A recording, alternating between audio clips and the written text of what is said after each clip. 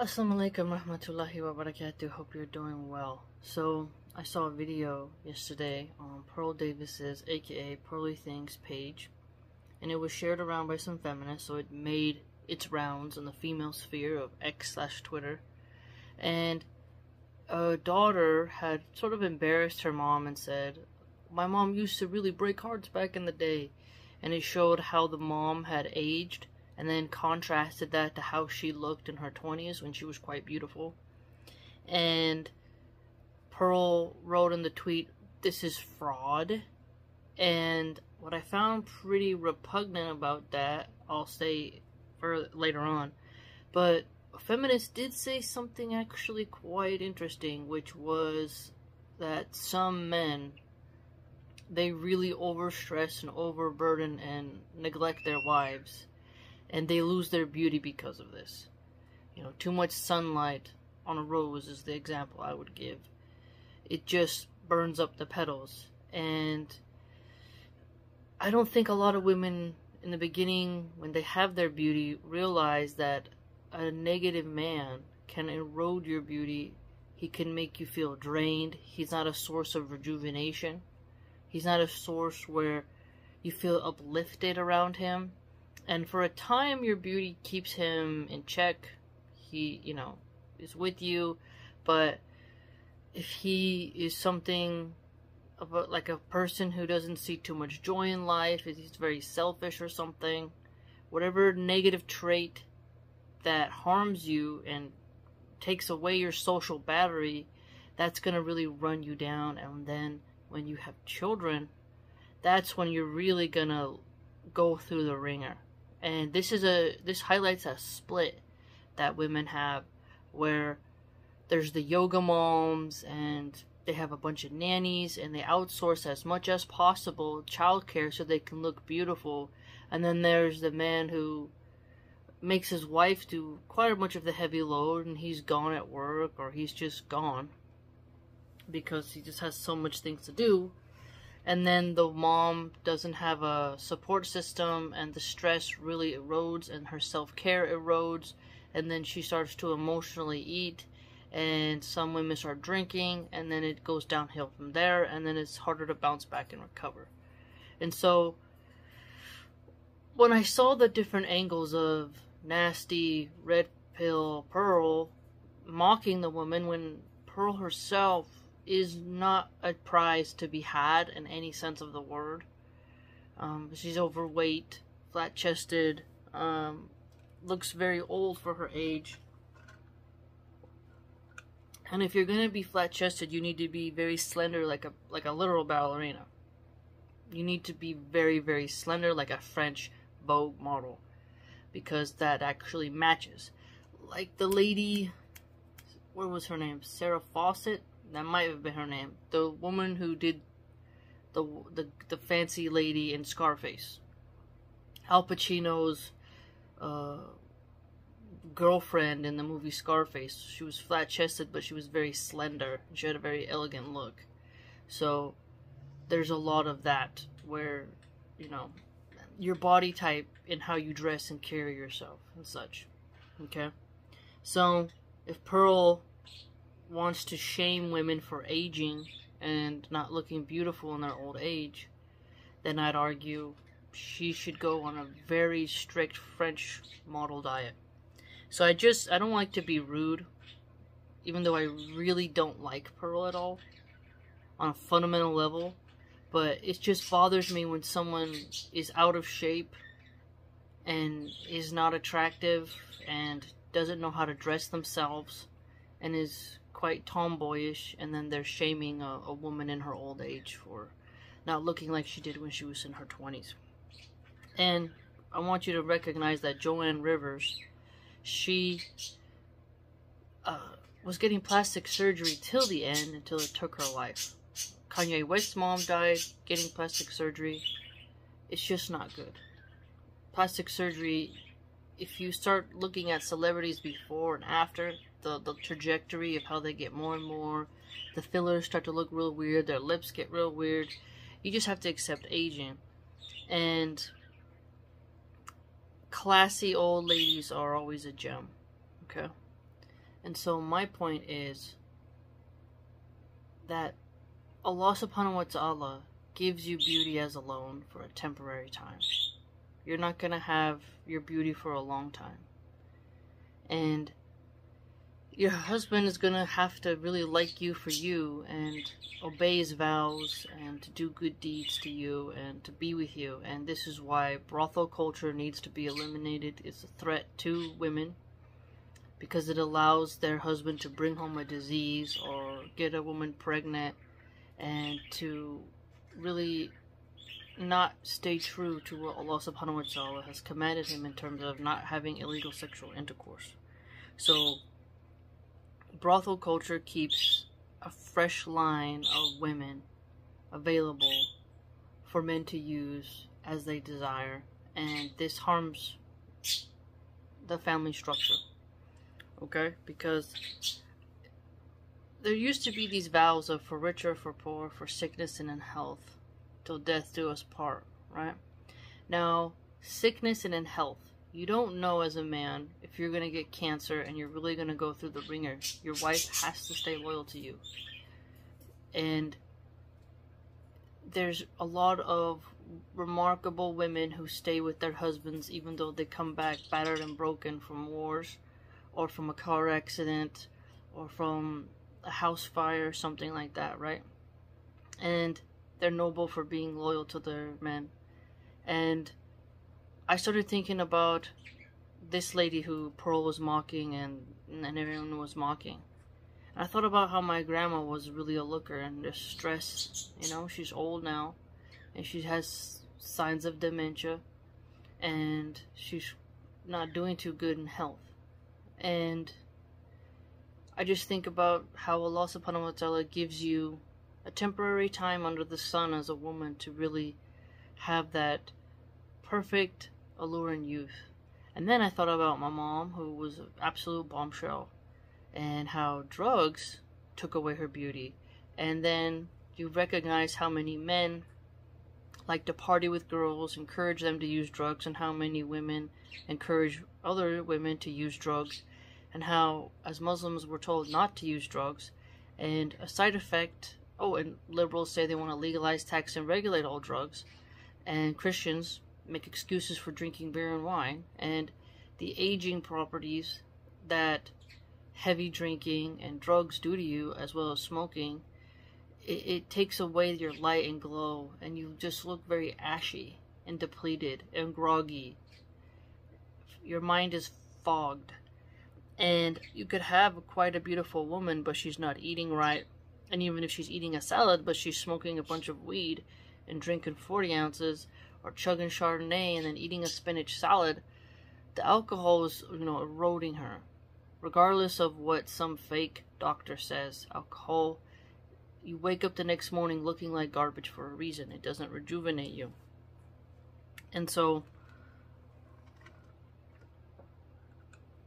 if a woman marries a man who likes to drink, who encourages her to drink, who they met when they were party goers, and you're going to age with him, I think it's important for women to recognize that you're going to get uglier faster than him.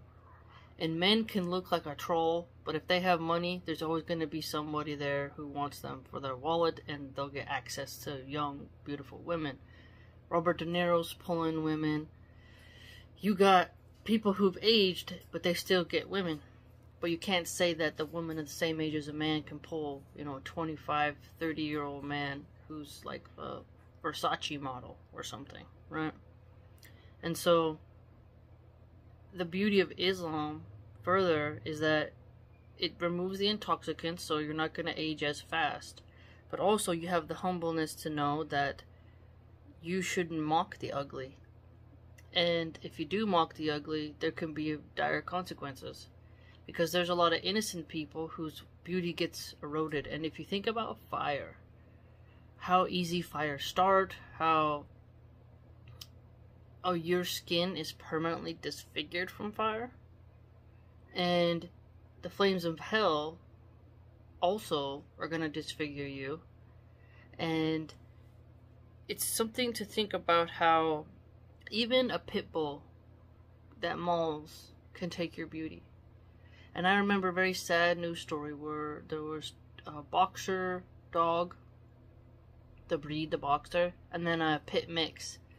And she was over there helping this lady to feed her dogs while they were on vacation. The dogs were not in a good mood, and they mauled her terribly, terribly, and they disfigured her. And the way she looked before and the way she looked after, it was pretty bad to look at. And from all accounts, she was a good lady. And so I always like to think about how many women lose their beauty, and how a lot of ugly girls who are stronger and use box cutters upon your face can easily disfigure you. Easily. A woman's beauty can be taken in this realm and in the next, and time itself is going to take it as well. And so that is another thing to remember when you're mocking people for aging and not looking like a supermodel. And further, if we had everyone in niqabs or burqas or hijabs with loose clothing, women would not have the ability to flaunt and tear down other women as easily. Because when you have a culture that judges on outer appearances, you get more illusions and delusions, because you're not really looking at who the person is, but rather their adornments. And when you think about Little Red Riding Hood, that little fairy tale, you know, the wolf in grandma's clothes, and how the girl slowly starts to realize, wait a minute, you're not grandma. You're wearing grandma's clothes, but you're not grandma. And then today you have liberals allowing men into female spaces as long as they wear some type of female clothing. And so clothing itself doesn't make something real. Clothing itself doesn't make it true. Okay? A woman can wear a pantsuit, but that don't make you a man. Alright? And so when I see this, our culture has really slipped into vanity in a deep sense. And I think there's cycles. And the upper classes have always been about fashion and decadence, which can be quite pretty, you know, no problem. I get that, you know, for the upper echelons going to their fancy galas, you're like, this is excessive wealth.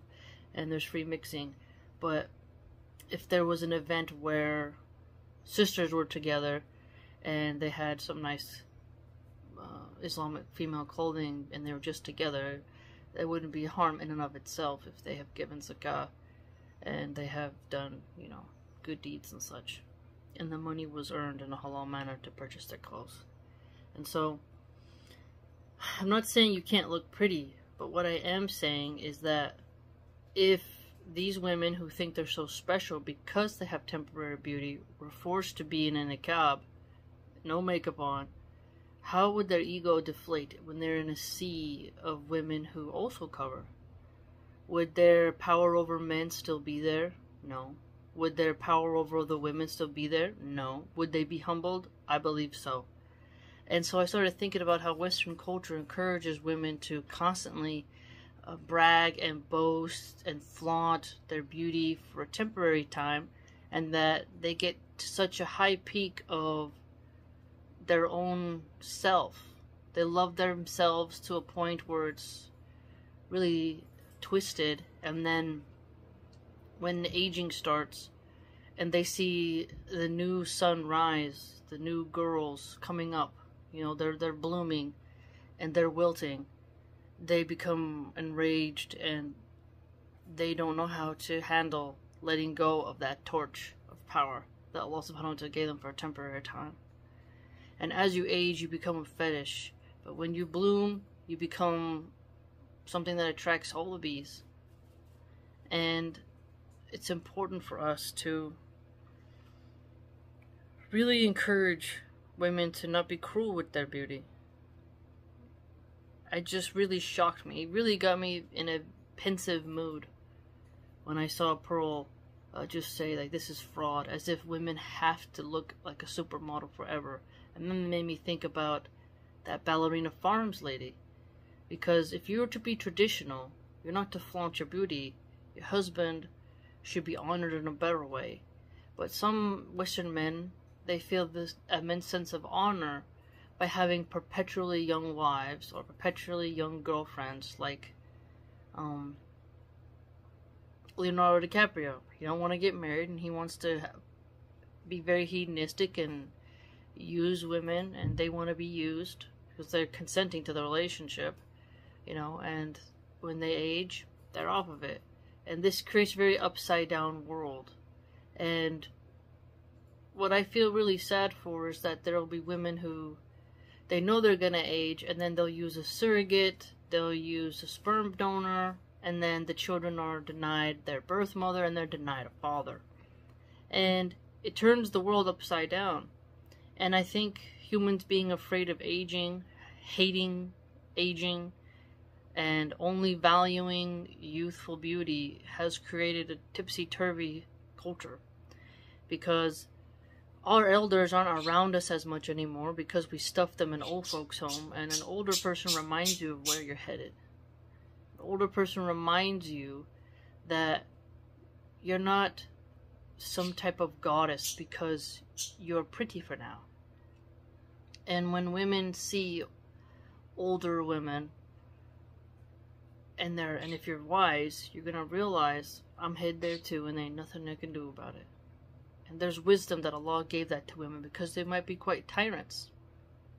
If a woman was forever young, forever beautiful, how many hearts would she break? How much hedonism would she participate in? Probably quite a lot. And men have their strength for only a small time.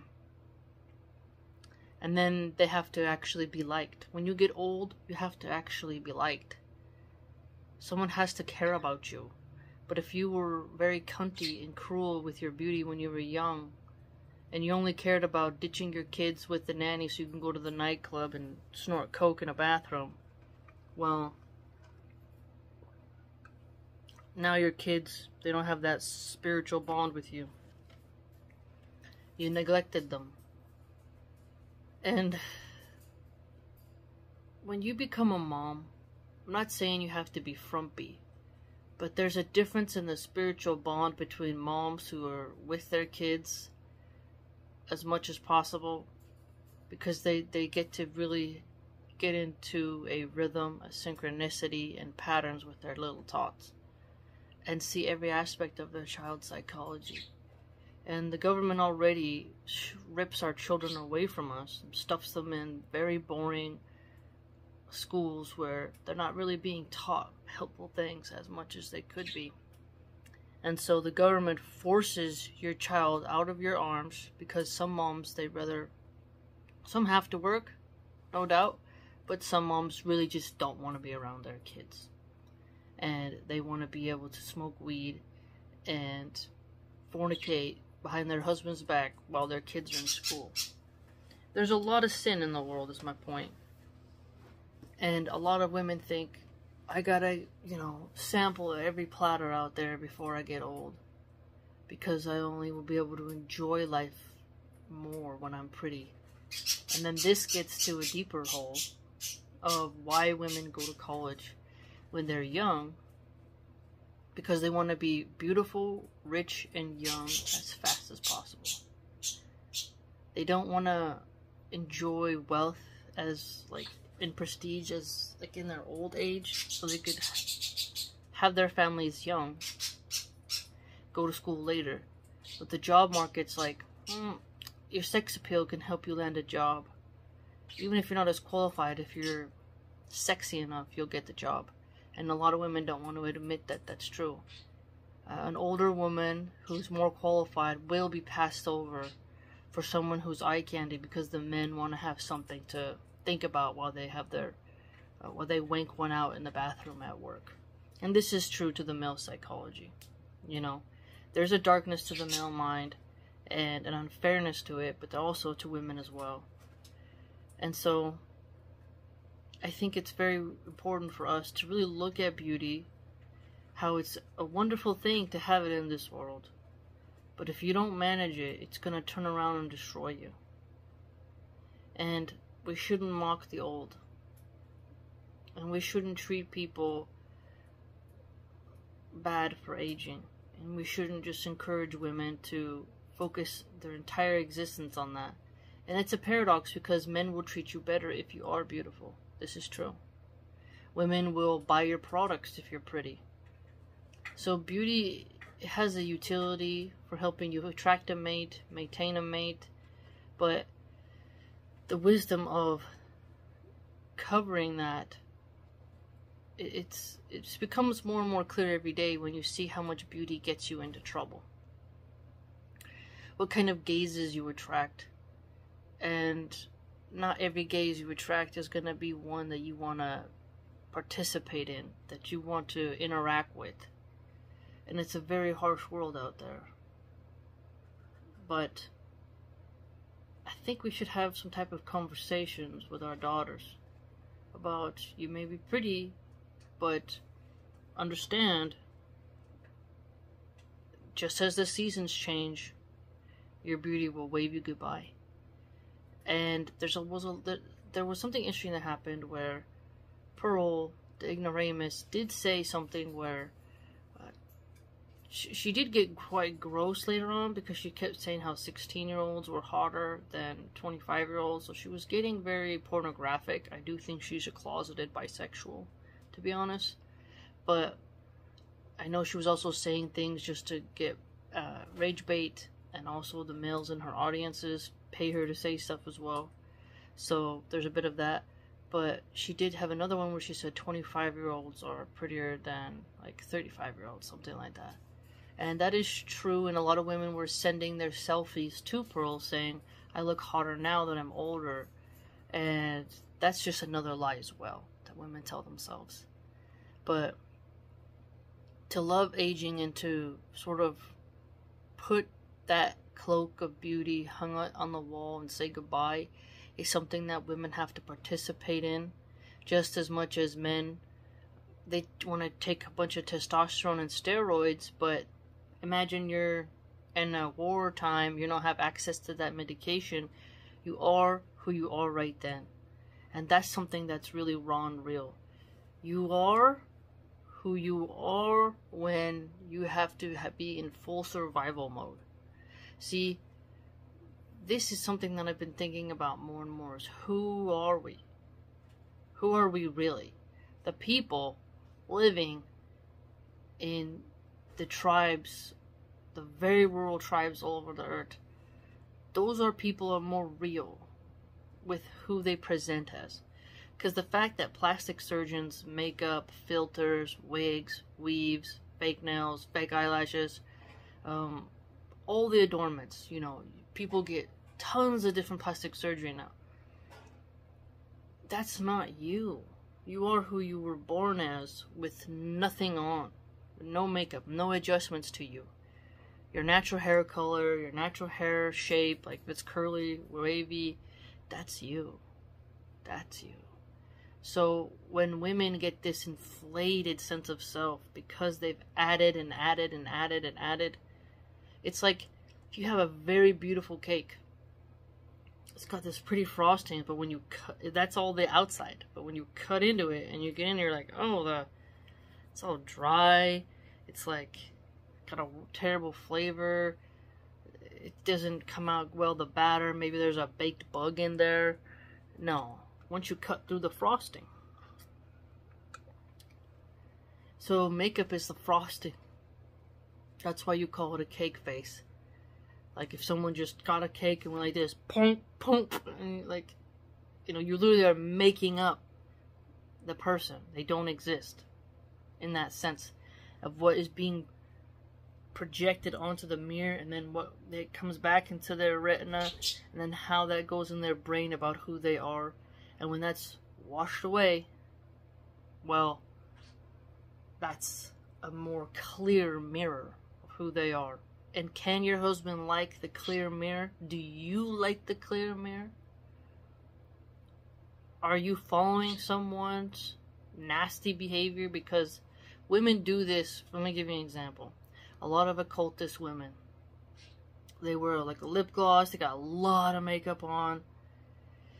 they only present the best angles for themselves, and they're overconfident, and they're very snarky, and then you just kind of watch them, and they have an effect over uglier girls, where the ugly girls live vicariously through them. Like, oh, you know, she's gonna teach me, and she's pretty, so she's got all the answers. Women are sometimes, we can fail and think that the pretty girl has all the answers, because you look to the pretty girls to see how'd they get the rich guy, how'd they get this guy, how, you know, what's their life like, what's it like to be like that, so pretty. Like, women will do that, and you have to be careful now in our age, because the artificiality of these women is a problem. And then you have men who are addicted to adult content, who are looking at cartoon images, AI generated images, and you're realizing they're having very strange standards now, such high standards that aren't real. And then when they see a real woman, they're disgusted. And so it's a weaponized thing to do to women. And so the hedonistic reality that is America and Western culture has crumbled people when you look at it from all levels of what I've said. And so it's a very dangerous road to get too comfortable in your beauty. And there are men who don't respect your beauty. That's another thing. Women think that because your beauty will be like a force field, that it'll make the lion bow to you. When in reality, it can be a group of hyenas that will want to maul you because you are beautiful. And so you'll get some favors in life because of it, but you'll also get some dangers because of it. And the ugly girls have their struggle, but one must also remember there are the Huri al-Ain, those created beings in paradise, who are already more pretty than earthly women, and they're there waiting for your future husband. And further, your husband can have 3 other women, so he could definitely get one prettier than you if Allah wills. So you have to humble yourself. One must remember, what you measure as more beautiful isn't going to be the same as what your husband measures as more beautiful. A woman will look at another woman and think, she's not as pretty as me, look at her. But your husband may think, she's more prettier than my wife. Just because you labeled her as not as pretty as you, because you're looking at your own image, doesn't mean that a separate set of gazes, aka your husband's vision and perception, is going to be equal to yours. He may have chose you, but that doesn't mean that he doesn't think other women are prettier than you. And humbleness comes in. There's a difference between taking care of yourself, having dignity for yourself, keep your body is alone to you, how you treat it, you have to manage it, do the best you can, but that doesn't mean that you use it as a weapon to, you know, destroy men, lead them to sin, or to hurt other women and make them feel inferior. Because I think part of the reason why some women see their beauty as the only weapon they have is just because of how much hedonistic elements we have in society, and how vulgar men are and how depraved women have become. To the point where men cosplay as women and get put on the Olympics and do campaign ads for Kamala Harris. So what's unique about being a woman isn't just that you bloom for a while and have beauty that allows you to have some element of mate selection preferences, but that you're able to still be a good person and respectable and dignified while you have it, instead of using it to jump from every man, instead of using it to sleep with married men, instead of using it to prostitute yourself. you're using it in a way that Allah subhanahu wa ta'ala is pleased with, which is within the confines of marriage, and then you don't reveal your body as you go out, which is a lot harder. See, a Muslim woman is better because she fights against the desire to have random strangers stare at her butt and camel toe and cleavage. She would rather be covered and have people focus on something else. Whereas the kafir is more of like, look at me, and then looks around in the gym, gets mad when men look, and then records them, and then puts it on social media, and then cries later how men don't approach her, and she can't find a good man, and dating sucks, and online dating is a cesspool. So you can't win with these women. Just can't win. So remember, a Muslim woman should not mock ugly women. If you were in a culture where we could have every woman in a niqab, you wouldn't be able to judge, and you wouldn't be trying to. You need to be careful, very careful. Now, if someone attacks and insults you, and you're just giving basic facts, like what I said about Pearl, basic observations, that's quite different. But if you are pretty, and then you're like, oh, this, that, and that, and you think that you're right because you're pretty, or you're better because you're pretty, you know, be mindful. Because a lot of, for example, this is very common in America, is a lot of the girls who bloom first and get their boobs first, they get passed around all the boys. And then the late bloomers are the ones who maintained their reputation because the boys ignored them. The popular girls did all kinds of gross things because the boys swarmed her. And then later she gets this kind of terrible reputation. And then the geek girl who bloomed later no longer has her horse legs. Got her little feathers of like the swan, as I say, with these sort of metaphors. Well, she gets the nice guy in the picket white fence, while the passed around girl gets the, you know, gawky guy who's gonna probably give her an STD while she's pregnant, because he can't stop cheating. And so, be careful with your beauty. You're gonna be held accountable for how you acted. Watch what you say, and do not think that you're gonna be pretty forever. It's a temporary window, and it really is just your 20s. And if you're going to have children, your focus can't just be about you and your body. You need to really focus on taking care of your children, because you will need them when you're older. You're going to need them. You will be walking with a walker. You might be in a wheelchair. You may not even be able to get in the shower by yourself. How you treat people when you're in your prime matters, because when you're not at your prime and you're at your lowest, then that's when you're going to really need people to like who you are, and you have years to build a bond, years to build a memory, years to facilitate an easy transition into your old age. But if you chased everyone away because you were stuck with your reflection and your pointy eyebrows and your winged eyeliner and your dinosaur claw nails or your cunty egotistical attitude, that's going to be hard for you, isn't it? And those nurses aren't going to be impressed by you. How many nurses abuse patients? Quite a lot. Go look up some undercover cameras and ask yourself, will your beauty come in handy then, or will it be your character? You'll be at the mercy of Allah. And maybe one of the women you wronged, her relative works there, and then they harm you. There's a funny way that works out in life. When you hurt others, and then revenge is deferred to a later payment, and then it comes at a time when you didn't expect it, and you didn't see it coming. And it's important.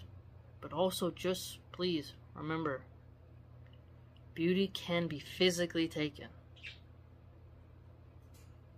Be careful. Be very careful. There are people who like plucking feathers from the duck while it's alive. They don't wait till it's dead. There are people who like ripping off the wings of the butterfly. There are people who do those kinds of things. So if you push your beauty and you're mean with it, you might just run into someone like that. Be careful. Be mindful.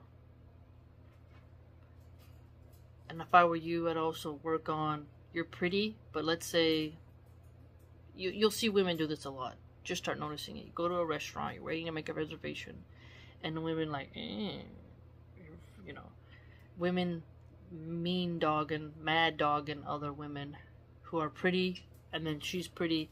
That type of cunty behavior isn't wise. You should look away, focus on something else, lower your gaze, mind your business. There are a lot of women who are mentally unstable. A lot of women who have low impulse control. A lot of women who are just plain evil. And some who are actually quite stupid and don't realize how much they actually like their freedom. And they have really nothing to live for. They're kind of just blind and ignorant. Like a slack dog, stray dog. Like a slack jawed, like, I ever seen those dogs, like, they can just run at you for no reason at all. You're on your motorcycle, your bicycle, and they just start chasing you. Like, be careful. Be very careful. You should thank Allah for your beauty, in whatever forms you have it, but know that the earth is filled with women who will always exceed you. And you will look at a woman and say, she's prettier than me, but your husband may think, I don't see what you see. I think she's ugly. But remember, there will be a woman who you think is ugly, and your husband will say, that's good enough. You must be careful. You must be careful. Okay? And it'll protect us from using our beauty as weapons. And Islam is such a great religion because it helps women to suppress that part of themselves. Removes it entirely. Let me know what you think. It's a very serious topic. We went down many alleys and avenues of my thought process, but I think most of you will see where I'm coming from. I hope so. I hope so. If you'd like to join my blog and support my work and read other things that I write, you can do so by going to www.subscribestar.com/MilahanArchive. Hope to see you there.